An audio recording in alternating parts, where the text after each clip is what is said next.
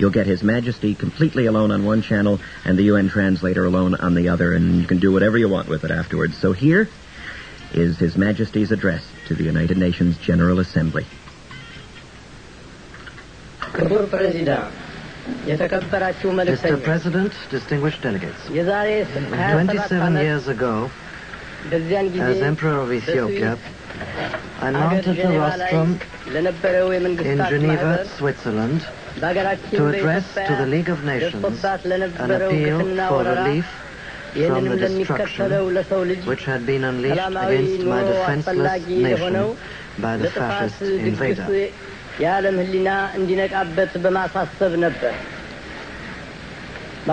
spoke then both to and for the conscience of the world. My words went unheeded, but history testifies to the accuracy of the warning that I gave in 1936. Today, I stand before the World Organization which has succeeded to the mantle discarded by its discredited predecessor.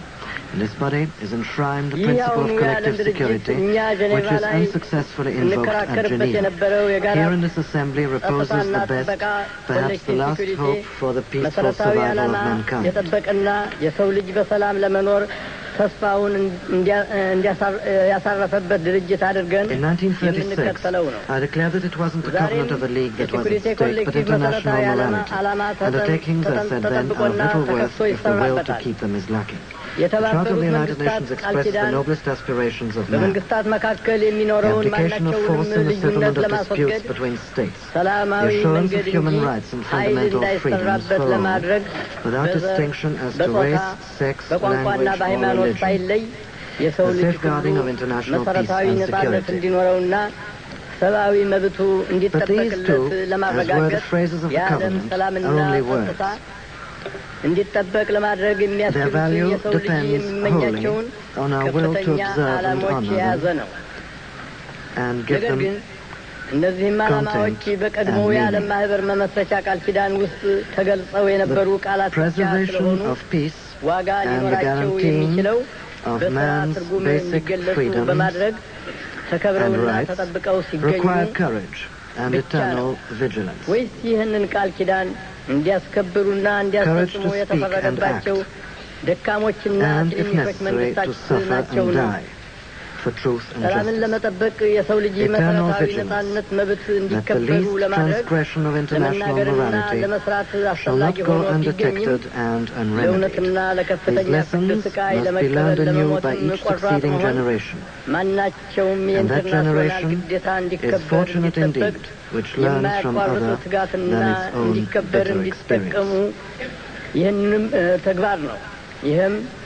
This organization and each of its members bear a crushing and awesome responsibility to absorb the wisdom of history and to apply it to the problems of the present in order that future generations may be born and live and die in peace.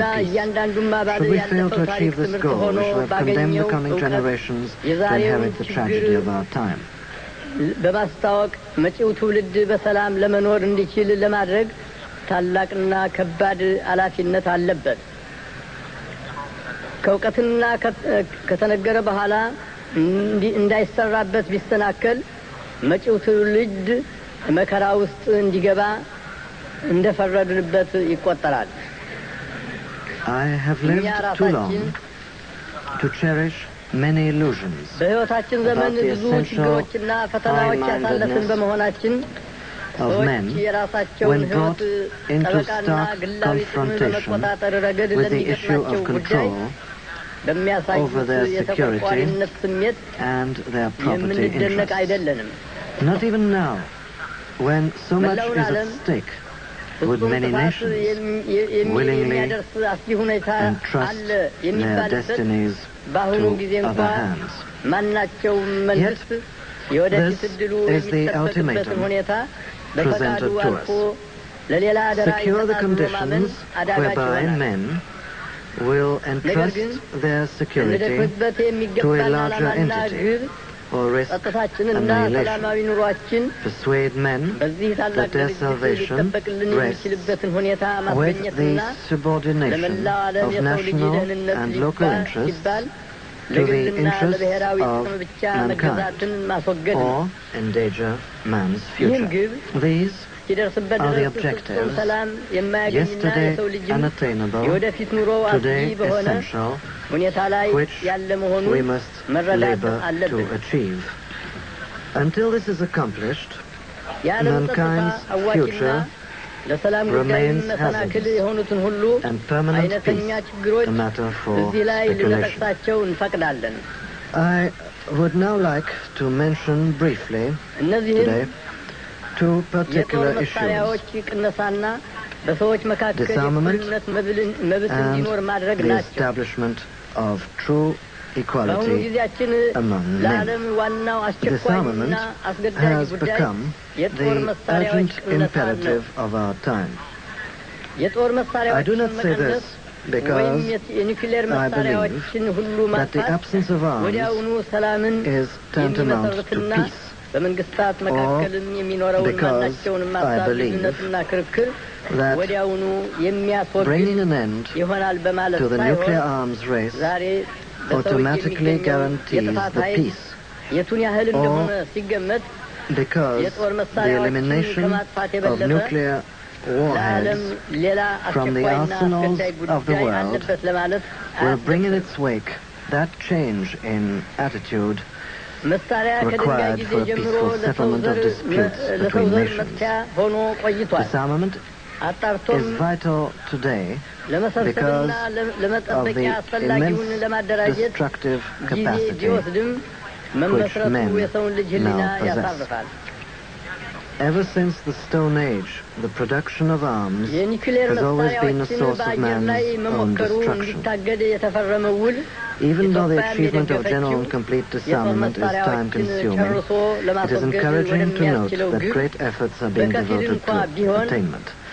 My country supports the nuclear test ban treaty in the atmosphere as a step towards this goal, even though it is only a partial step. The real significance of the treaty is that it admits of a tacit stalemate between the nations which negotiated it, a stalemate which recognizes the blunt, unavoidable fact that none would emerge from the total destruction which would be the lot of all in a nuclear war. A stalemate which affords us and the United Nations a breathing spell in which to act. The goal of the equality of man which we seek is the very antithesis of the exploitation of one people by another, about which the pages of history, and particularly those written about the African and Asian continents, speak at such length. Last May in Addis Ababa, there was convened a meeting of heads of African states and governments. In 3 days, the 32 nations represented at that conference demonstrated to the world that when the will and the determination exist, nations and peoples of various backgrounds can and will work together in unity to the achievement of common goals in the assurance of that equality and brotherhood which we desire. Although our position vis-à-vis the power blocks is identified with the policy of non-alignment, our past history testifies to the fact that we've always endeavored to cooperate with all nations without exception. Thus, one of the fundamental principles we have agreed upon at the Addis Ababa Summit Conference gives expression to our fundamental desire to live in harmony and cooperation with all states. On the question of racial discrimination, the Addis Ababa Conference taught to those who will learn this further lesson that until the philosophy which holds one race superior and another inferior is finally and permanently discredited and abandoned, until there are no longer first-class and second-class citizens of any nature, that until the color of a man's skin is of no more significance than the color of his eyes, that until the basic human rights are equally guaranteed to all without regard to race, that until that day the dream of lasting peace and world citizenship and the rule of international morality will remain but a fleeting illusion to be pursued but never attained. And until the ignoble and unhappy regimes that hold our brothers in Angola, in Mozambique and in South Africa in subhuman bondage have been toppled and destroyed, until bigotry and prejudice, malicious and inhuman self-interest have been replaced by understanding and tolerance and goodwill, until all Africans stand up and speak as free human beings, equal in the eyes of all men, as they are in the eyes of heaven, until that day, the African continent will not know peace. We Africans will fight if necessary, and we know that we shall win as we're confident in the victory of good over evil. The basis of racial discrimination and colonialism has been economic, and it is with economic weapons that these evils have been and can be overcome. In pursuance of resolutions adopted at the Addis Ababa Summit Conference, African states have undertaken certain measures in the economic field which, if adopted by all member states of the United Nations, would soon reduce intransigence to reason. I ask today for adherence to these measures by every nation represented here, which is truly devoted to the principles enshrined in the Charter. I do not believe that Portugal and South Africa are prepared to commit economic or physical suicide. If honorable and reasonable alternatives exist, I believe that such alternatives can be found. We must act while we can, while the occasion exists, to exert those legitimate pressures available to us, lest time run out and resort be had to less happy means. The great nations of the world would do well to remember that in the modern age, even their own fate is not wholly in their hands. Peace requires the united efforts of us all. Who can foresee what spark might ignite the fuse? The stakes are identical for all of us. Life or death. We all wish to live. We all seek a world in which men are freed of the burdens of ignorance, poverty, hunger, and disease. And we shall all be hard-pressed to escape the deadly rain of nuclear fallout should catastrophe overtake us. The problems which confront us today are unprecedented. They have no counterpart in human experience. Men search, peruse the pages of history for solutions, for precedents. But, alas, there are none to be found. This, then, is the ultimate challenge. Where are we to look for our survival?